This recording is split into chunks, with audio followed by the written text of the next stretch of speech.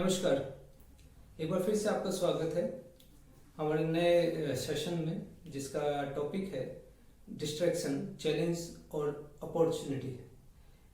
हिंदी में अगर इसे कहें, और मैंने अपने उसमें लिखा भी है, भटकाव क्या है, चुनौती या अवसर। भटकाव और डिस्ट्रैक्शन दोनों अलग अलग चीज़ें हैं बेसिकली। भटकाव का जो हिंदी मीनिंग है, अगर हम देखें तो उसका मतलब है विचलित होना, यानी कि आप एक काम को कर रहे हैं, बार बार उस पर आप फोकस नहीं कर पा रहे हैं, तो वो हो गया डिस्ट्रैक्शन। और भटकाव का मतलब है डिसओरिएंटेशन। अगर मैं बात करूं तो डिसओरिएंटेशन इज समथिंग कि आप एक रास्ते पे चल रहे थे और चलते चलते आप एक अलग रास्ते पे चले गए। टॉपिक बहुत अच्छा है, और ये टॉपिक हमें हमारे एक पिछले उसमें व्यूअर ने हमें ये क्वेश्चन पूछा है, और क्वेश्चन भी मुझे बहुत अच्छा लगा। तो होप अगर आप ये देख रहे हैं जिन्होंने क्वेश्चन पूछा था तो आपको अच्छा लगेगा।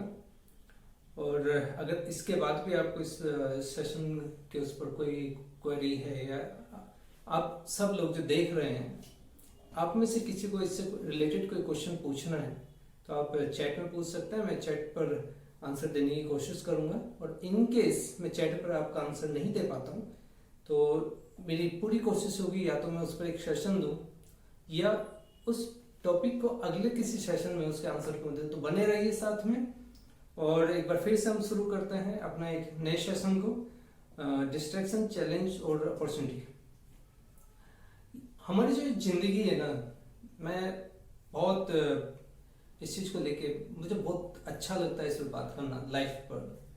और क्योंकि ये इतनी कलरफुल है कि इसको जितना मैं समझने की कोशिश करता हूँ, जितना इसके परत दर परत मैं इसे सोचता हूँ कि अब मैं समझ गया, शायद अब मैं समझ गया, उतना ही ज़्यादा और मुझे नई नई चीज़ें दिखाती रहती हैं।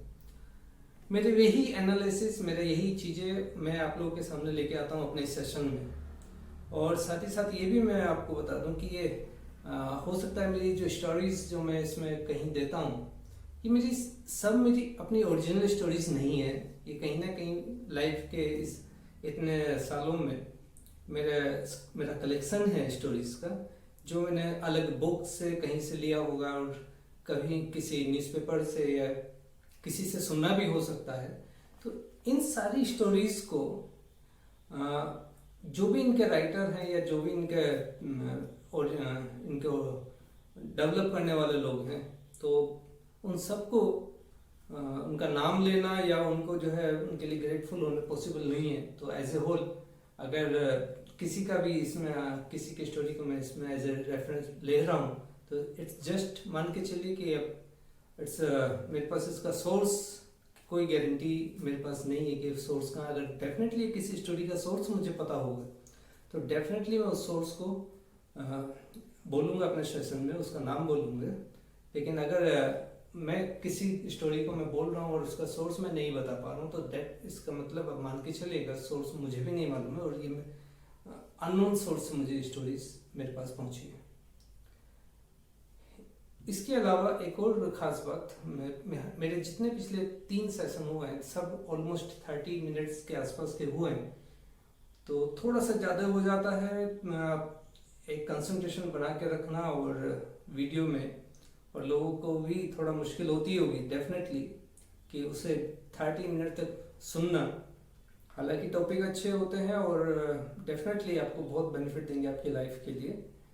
फिर भी मेरी कोशिश रहेगी कि मैं इन टॉपिक्स को कम से कम उसमें लाने की कोशिश करूँ, मैक्सिमम 20 मिनट्स का रखने की मेरी कोशिश होगी, क्योंकि इससे ज़्यादा देना शायद कहीं नाइंसाफ़ी होगी आप लोगों के लिए। चलिए शुरू करते हैं। तो सबसे पहले समझना पड़ेगा कि हमारी लाइफ है क्या बेसिकली। तो लाइफ इज समथिंग, आप मान के चलिए एक ही चांस है आपके पास।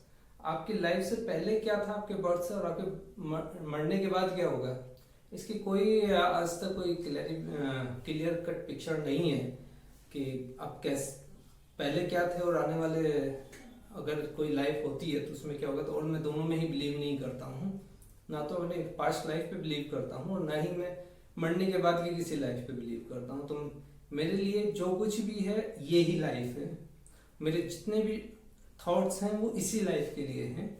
और ये भी एक खास बात है कि आप अपनी लाइफ को एकदम ऐसा समझिए जैसे कि आपने प्रीपेड मोबाइल फोन लिया हुआ है। प्रीपेड मोबाइल में जितना आप इस्तेमाल करेंगे, जैसे इस्तेमाल करेंगे उसके हिसाब से आपका मीटर तो चालू है, वो कंटिन्यूस घट रहा है, आपका रिचार्ज कम हो रहा है। जैसे जैसे आपकी लाइफ के फेजेस आगे बढ़ते जाएंगे रिचार्ज भी कम होता जाएगा। तो जितना मैक्सिमम आप यूटिलाइज कर सकते हैं, जितना अच्छे से जिंदगी जी सकते हैं, जितना सेटिस्फैक्ट्री लाइफ जी सकते हैं, आपके ऊपर है। क्योंकि जिंदगी एक बूमरैंग की तरह है, आप इसे जो देंगे लौट कर वही आपके पास आएगा।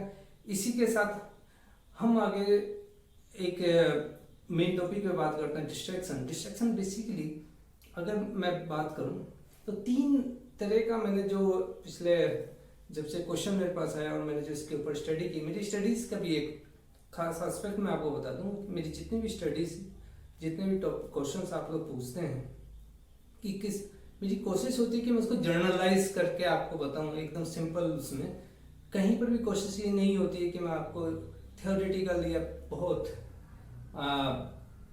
किसी की थ्योरी या किसी थिंकर के बारे में बताऊं और उनके बेस पर कि उसने फलाने ने ये कहा था, फलाने ने ये कहा था, उस पर मैं बात करूं। मेरा ऐसा कोई इरादा नहीं होता। मेरी कोशिश होती है कि ज़िंदगी के सिंपल से सिंपल एक्सपीरियंसेस, आपके अपनी ज़िंदगी के एक्सपीरियंसेस जो आप डेली लाइफ में लेते हैं, उनके ऊपर मैं अपने थॉट्स को बना के रखूँ और अपने पूरे सेशन को उसके ऊपर ही बना के रखूँ। तो मैंने जैसे बताया, ज़िंदगी एक बूमरैंग की तरह। बूमरैंग आपने शायद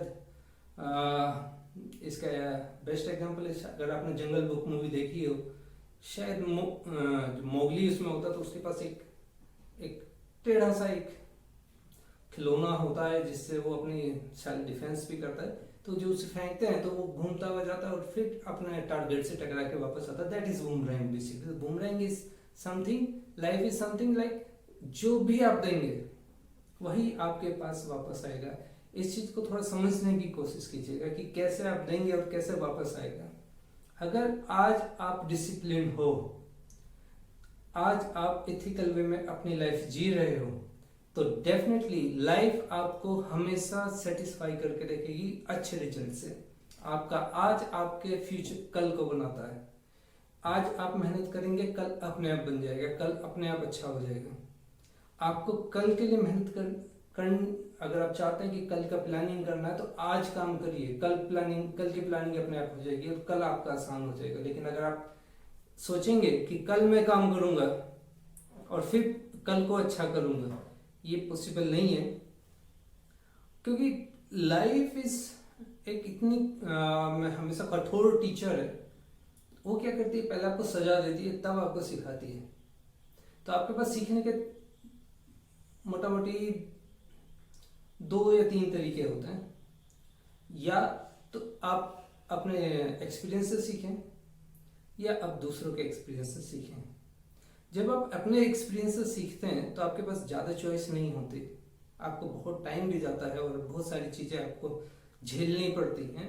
क्योंकि लाइफ सिखाएगी सब कुछ, जो भी आप चाहते हैं उसके लिए सिखाएगी, लेकिन उसके तरीके थोड़ा कठोर होते हैं। वो पहले आपको सजा देगी तब आपको सिखाएगी। या फिर दूसरा तरीका है कि आप दूसरे के एक्सपीरियंस से सीखें। दूसरे के एक्सपीरियंस से सीखना ये बहुत मज़ेदार है, लेकिन इसमें सबसे जो एक आप यूँ कहिए कि जब आप दूसरे के एक्सपीरियंस से सीखते हैं तो उसमें आपका कॉमन सेंस या आपका ऑब्जर्वेशन बहुत इंपॉर्टेंट है। हो सकता है कि दूसरे के एक्सपीरियंस में आप जो सीख रहे हो हो सकता है गलत हो जाए, क्योंकि ज़िंदगी को देखने का नज़रिया हमारा अलग अलग होता है। तो वैसे ही जैसे एक स्टोरी भी मैं आपको बताता चलता हूँ। एक बार एक आदमी था किसी शहर में। उस बेचारे को बहुत ज़्यादा कुछ सुनाई देता नहीं था, ना आंखों से दिखाई देता था, कम दिखाई देता था, कम सुनाई देता था, ज़्यादा पढ़ा लिखा भी नहीं था। तो उसने सोचा क्यों ना वो समोसे बनाने की दुकान खोल ले। उसने समोसे बनाने सीखे और फाइनली उसे समझ में आया कि समोसे में टेस्ट डालने के लिए उसे समोसे को किस तरह से बनाना चाहिए। तो उसने जो समोसे बनाए, उसने बेस्ट आलू लिए, बेस्ट क्वालिटी प्रोडक्ट्स लिए, जिससे समोसा बना और उसे बेस्ट वे में उसने बनाने की कोशिश की। धीरे धीरे क्या हुआ, उसकी सेल बढ़ने लगी और सेल बढ़ते बढ़ते एक ऐसे लेवल पे बन गई तो उसने एम्प्लॉय भी रखे और धीरे धीरे कारोबार बढ़ता गया। कारोबार इसलिए बढ़ रहा था क्योंकि वो अपना 100% उसमें दे रहा था और उसे लगता था कि वो सिर्फ और सिर्फ समोसे ही बना सकता है, तो इसलिए उसे उसी पर बने रहना चाहिए क्योंकि उसके पास कुछ और नहीं था।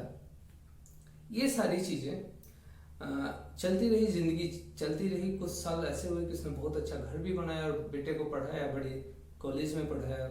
सब वो समोसे की दुकान से ही, लोग दूर दूर से आते थे उसके समोसे खाने के लिए।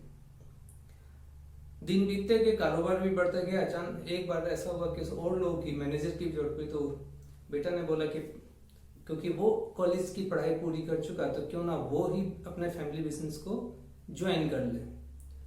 ठीक है, बाप को अच्छा लगा कि बेटा अगर मैनेजर बन के रहेगा तो डेफिनेटली उसका ज़्यादा अच्छा होगा। अब यहाँ से डिफरेंस शुरू हुआ। कुछ दिन जब बेटा वहाँ पर काम करने के लिए गया, उसने कुछ दिन बाद अपने फादर को बोला, पापा क्या आप रेडियो सुनते हैं? बोला, भाई मेरे तो कान खराब हैं, तुम कुछ सुना सकते हो तो बता दो मुझे, क्या बात है? लेकिन पूरी दुनिया में रिसेशन आ रहा है, रिसेशन आने वाला है। रिसेशन कहते हैं कि मंदी का एक दौर आने वाला है, यानी कि सारे बिजनेस धीरे धीरे उनका प्रॉफिट कम हो जाएगा या बंद हो जाएंगे या कुछ ऐसा, तो रिसेशन आने वाला है। तो फादर को थोड़ी चिंता हुई। बोला, उससे हमारे उस पर क्या फ़र्क पड़ेगा?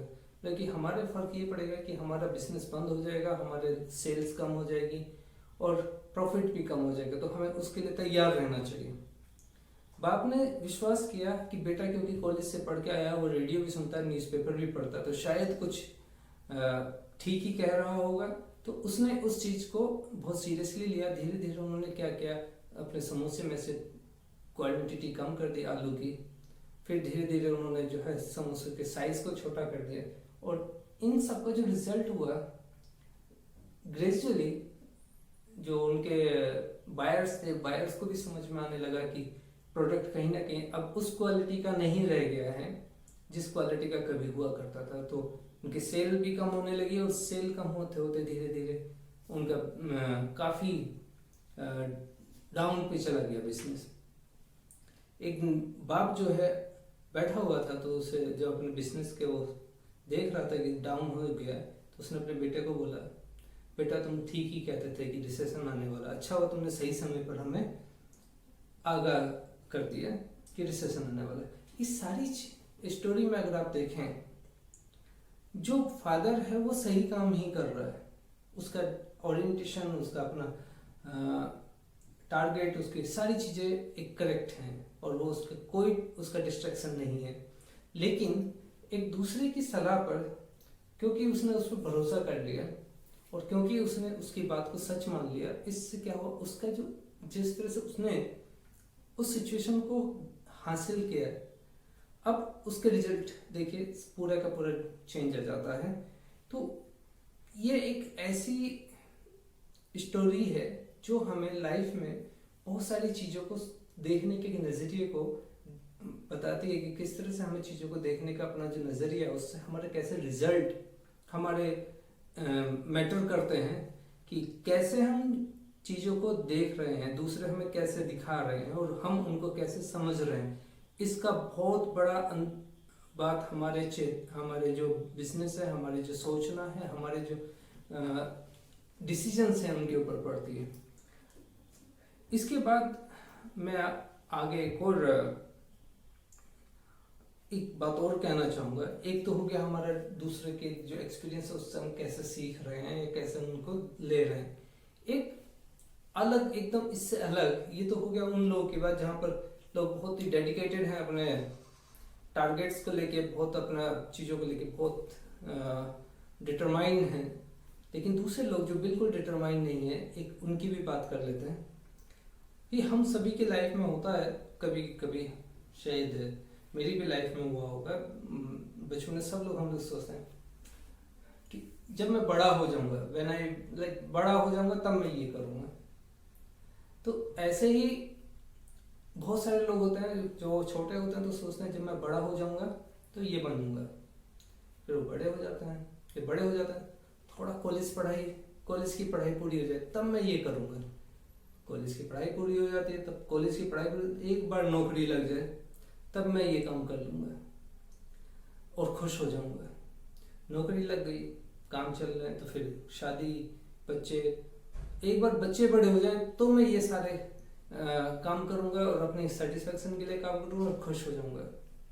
बच्चे भी बड़े हो जाते हैं और जब बच्चे बड़े हो जाते हैं, टारगेट्स पूरे हो जाते हैं, तब इंसान बैठ के सोचता हूँ अब तो बूढ़ा हो गया। तो खुश होने का, और खुश माने किस चीज़ से खुशी? खुशी माने जिन चीज़ों को आप करना चाहते थे, वास्तव में जिन चीज़ों को आप चाहते थे लाइफ में, वही चीज़ जब होती हैं तभी आप खुशी आपको मिलती।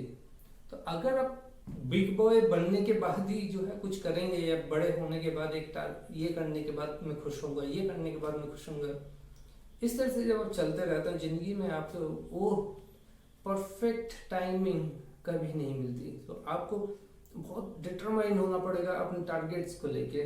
और ये जो मैंने टॉपिक भी जैसे आज बताया, डिस्ट्रैक्शन और भटकाव, ये बेसिकली है क्या, आते कैसे हैं, कहाँ से टपक जाते हैं हमारी लाइफ में, और ये है क्या, चैलेंज है या हमारे लिए मुश्किल है?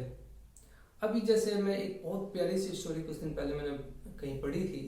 एक बार एक आदमी एक अपने डेंटल के पास गया, डॉक्टर के पास गया, डेंटल डॉक्टर के पास गया।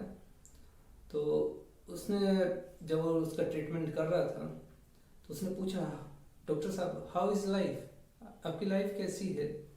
डॉक्टर ने बोला, कुछ नहीं यार, सेटिस्फाई नहीं हूँ, बहुत ही बुरी जिंदगी चल रही, लोगों के दांतों को साफ कर करके। तो जो पेशेंट था उसे बड़ा शौक लगा इस चीज़ को लेके कि doctor is not satisfied with his job. अगर आप इतने ही डिससेटिस्फाइड हैं तो आप इसे छोड़ दीजिए। तो डॉक्टर ने बड़े ही सीधे सीधे उससे, शायद जो टॉपिक को चल रहा था उसकी जो ग्रेविटी थी उसका पता नहीं था शायद, सीधे उसमें बोला कि जब 18 ईयर ओल्ड था तब मैंने इसको जो है सोचा था मैं डॉक्टर बनूंगा।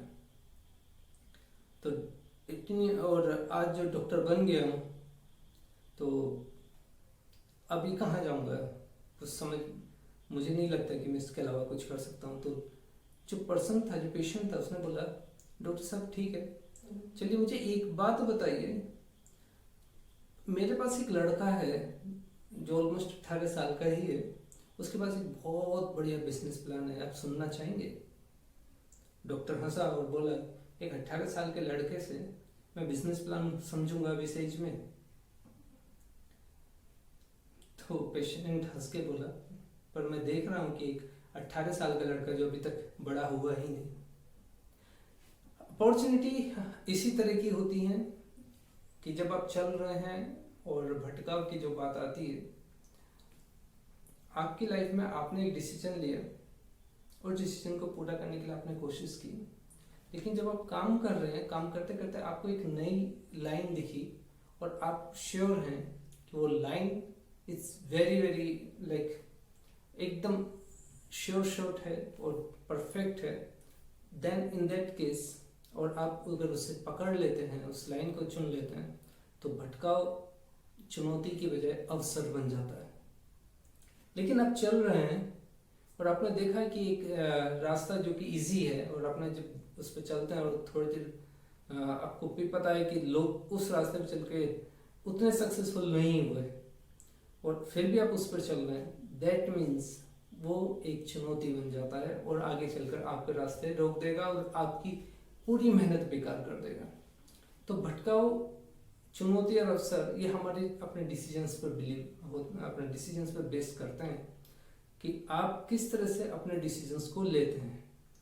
वैसे देखा जाए तो मैंने जो एक इवेल्युएशन किया है इसका, इस पूरे केस में, ये पूरे टॉपिक के अंदर, डिस्ट्रैक्शन कह लो या भटकाव कह लो, ये बेसिकली 3 तरह से मैंने इसको समझने की कोशिश की कि distraction from work, from target, और थर्ड इज फ्रॉम रिलेशन। जब हम डिस्ट्रैक्शन फ्रॉम वर्क देखते हैं या उसे समझने की कोशिश करते हैं तो हम पाते हैं कि वर्क से डिस्ट्रैक्शन 3 वजह से होता है। फर्स्ट, आपको काम आता नहीं है। सेकंड, आप काम करना नहीं चाहते, एंड थर्ड, आपके पास इक्विप्ड नहीं, यू आर नॉट इक्विप्ड। अगर आप काम आता नहीं है तो आप सीख सकते हैं। अगर आप काम करना नहीं चाहते तो उसका कोई सोल्यूशन नहीं है। और अगर आप इक्विप्ड नहीं है तब भी डिस्ट्रैक्शन होता है, लेकिन वो डिस्ट्रैक्शन आपके लिए उतना, अगर आप डिटरमाइंड है तो डेफिनेटली आपको जो इक्विप्ड हैं, इक्विपमेंट्स हैं, जो कुछ भी आपके पास टूल्स आपको चाहिए डेफिनेटली आपको मिल जाएंगे। तो वो यानी कि आप अपने टारगेट से पा लेंगे। फ्रॉम टारगेट से कैसे भटकाव होता है? टारगेट से भटकाव बिल्कुल एक बहुत प्यारी सी एक स्टोरी है, इस पर एकदम से क्लियर हो जाएगा। और इसके लिए मुझे नहीं लगता आपको दूसरा मुझे एक्सप्लेन भी करने की जरूरत पड़ेगी। एक बार एक बच्चा अपने प्रिंसिपल के पास गया तो बोला, मैम इस स्कूल में मैं पढ़ना नहीं चाहता हूँ, मेरा नाम काट दीजिए। तो प्रिंसिपल ने बोला, क्यों, क्या हुआ, थोड़ा बताओ मुझे। तो तो बच्चे ने प्रिंसिपल को बताया, यहाँ सारे बच्चे आपस में बातें करते रहते हैं, टीचर्स पढ़ाते नहीं हैं। हमारी क्लास में जो टीचर आते हैं वो थोड़ा बहुत पढ़ाते हैं, उस वक्त भी बच्चे बात कर रहे होते हैं। स्कूल के मैदान की ओर देखो तो वहाँ भी बच्चे खेल रहे होते हैं। तो पूरा माहौल पढ़ाई के लिए है ही नहीं। तो प्रिंसिपल है, उनका लाइफ एक्सपीरियंसेस बहुत ज़्यादा है, तो उन्होंने जो है एक बहुत अच्छा एक तरीका निकाला है इमीडिएटली। बोले ठीक है, मैं तुम्हारा नाम इस स्कूल से काट दूंगी, मेरा एक काम कर दो प्लीज़। उन्होंने एक अपनी टेबल पर रखा पानी का गिलास उस बच्चे को पकड़ा है, गिलास ऊपर तक भरा हुआ था। तो उन्होंने बोला कि इस गिलास को लेके जाओ और इसमें बिना एक ड्रॉप भी पानी गिरे तुम स्कूल का एक चक्कर लगा के मेरे पास आओ। और ध्यान रखना, आपको हर एक क्लास तक जाना है और फिर मैदान में भी जाना और वापस मेरे पास आना है। बच्चे ने पानी का गिलास लिया और चल देगा। वो पूरा स्कूल का चक्कर लगाते लगाते काफ़ी टाइम उसे लगा, क्योंकि उसका पूरा कंसंट्रेशन पानी ना गिरे इस पर था। वो आया और आके जो है प्रिंसिपल के पास पूछा, लीजिए मैम, पानी का कोई गिलास एक बूंद भी मैंने गिरने नहीं दिया। प्रिंसिपल मैम ने उससे पूछा, ठीक है, जिस वक्त तुम पानी का गिलास लेके पूरे हर एक क्लास में जा रहे थे, क्या तुमने किसी बच्चे को देखा जो बात कर रहा था? No ma'am. क्या किसी टीचर को देखा जो पढ़ा नहीं रहा था? No ma'am. क्या किसी बच्चे को मैदान में खेलते हुए देखा जो तुम्हें डिस्ट्रैक्ट कर रहा था? No ma'am.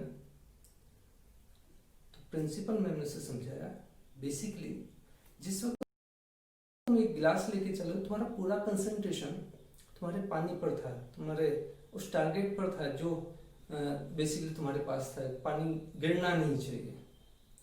इसी वजह से तुम्हें ना कहीं पर बच्चों को बात करने की आवाज़ सुनाई दी, ना कुछ हुआ, कुछ भी आपको बुरा नहीं दिखाई दिया। तो जब तक आप चीज़ों का या आपके टारगेट्स इतने क्लियर होंगे कि आपको वो पानी की तरह, आप पानी गिरना नहीं चाहिए, उस तरह का जो आपका कंसंट्रेशन होगा अपने टारगेट्स पर, तो मैं भी गारंटी दे रहा हूँ इस बात का, कभी भी आपको डिस्ट्रैक्शन नहीं आएगा, भटकाव नहीं आएगा। And third thing, from relation basically क्या है, रिलेशंस से जो भटकाव है, डिस्ट्रैक्शन है, वो हमारे बहुत ही बिल्कुल वैसा ही है जैसे कि अभी मैंने बताया, हमारा टारगेट से हमारे वो क्या है, पर हम फैमिली रिलेशन हो या अपने किसी भी तरह के रिलेशन हो, उसमें तब तक हम डेडिकेट नहीं हो सकते जब तक कि हमें हमारी चीज़ें क्लियर कट ना हो। ये ऐसा है रिलेशंस के मामले में कि इसको एक बेस्ट एग्जांपल हो सकता है कि गोल्ड माइन, कि जब गोल्ड माइन से हम लोग गोल्ड निकालते हैं तो एक ग्राम या 2 ग्राम गोल्ड के लिए हम लाखों टन मिट्टी हटाते हैं, और उस लाखों टन मिट्टी को हटाने के बाद तब जाके कोई थोड़ा सा गोल्ड हमें गोल्ड माइन से निकाल पाते हैं। पर हम लोगों का उस वक्त जब हम मिट्टी हटा रहे होते हैं, हम लोग का टारगेट क्या होता है? हम लोग का टारगेट मिट्टी हटाना होता है या गोल्ड ढूंढना होता है? डेफिनेटली हम लोग का टारगेट गोल्ड ढूंढना होता है। रिलेशन में, ह्यूमन के साथ रिलेशन में, या फैमिली रिलेशन में, या फ्रेंड्स के साथ रिलेशन में, या फियांसी के साथ रिलेशन में, इन सारे रिलेशन में हमारा जो सारा का सारा कंसंट्रेशन होता है उस गोल्ड पर होता है, यानी कि वो ह्यूमन गोल्ड पर होता है, ह्यूमन क्वालिटीज पर होता है, ना कि उस। जब हम अपने कोलीग्स, अपने बिजनेस पार्टनर्स, अपने फैमिली लाइफ पार्टनर, इनकी जो कमियां हैं उन्हें जब ओवरलुक करते हैं, तब बेसिकली उनके अंदर उस गोल्ड को ढूंढ रहे होते हैं और उनके अंदर उस अच्छाई को ढूंढने की कोशिश कर रहे होते हैं, जो कि वास्तव में कहीं हमारी ज़रूरत होती है।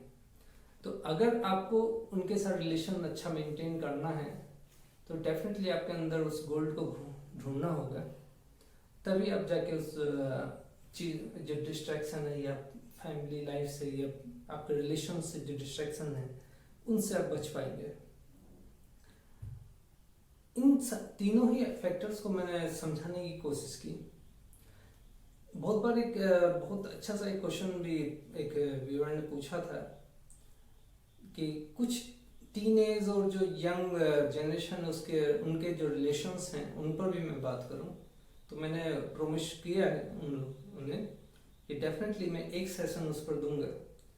हो सकता है कि नेक्स्ट हो या फिर उसका नेक्स्ट हो, तो तब तक के लिए आप बने रहिए मेरे साथ। और मैं एक ही चीज़ कहना चाहूँगा कि लाइफ को जो है, लाइफ में हम लोग जो आते हैं इस दुनिया के अंदर, हम लोग सब अलग अलग एक तरह से अलग अलग चीज़ों के साथ आते हैं। एक तरह का ये लाइफ जो है एक तरह का रिवर है, गंगा की तरह। और कुछ लोग यहाँ आते हैं पीने के लिए कि हम पूरा जितना हो सके पानी पिएंगे इस लाइफ जीवन गंगा का।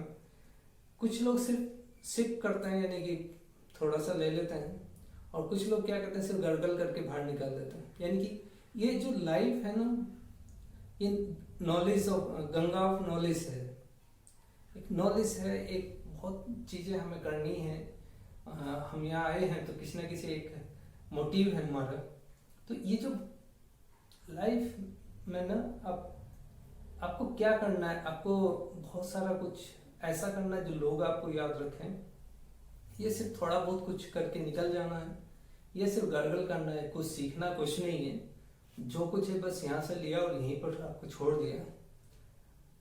ये सब आपके अपने ऊपर है। तो भटकाओ, मुझे लगता है कि जिस टॉपिक पर हम बात कर रहे थे आप लोग समझे होंगे। फिर भी अगर आपको लगता है कि आपको कुछ और इसमें एडिशनल क्वेश्चन, तो आप चैट में लिख सकते हैं, डेफिनेटली मैं आंसर दूंगा। और खुश रहिए, स्वस्थ रहिए, धन्यवाद।